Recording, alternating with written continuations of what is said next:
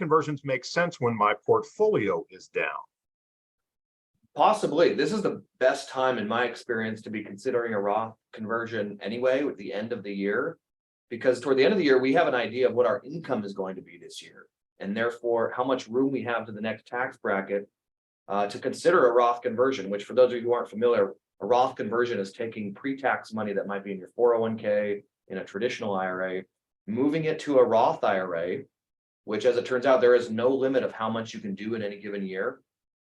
And it becomes more difficult to do these once you turn 72 and have to take a certain amount out of your IRA through what they call required minimum distributions.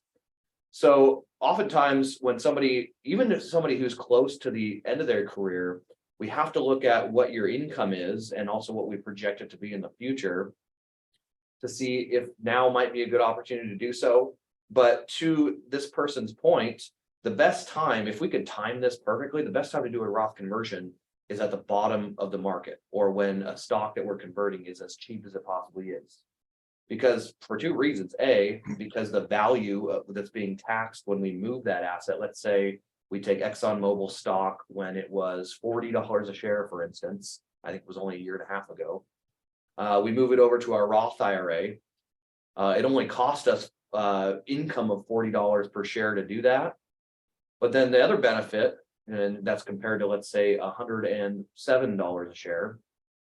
The other benefit, though, is when, assuming that that stock does recover and grow again, all that recovery is tax-free growth. So the stock goes from 40 to 107. That's all tax-free earnings. Whereas in an IRA, all that money would be taxed as ordinary income.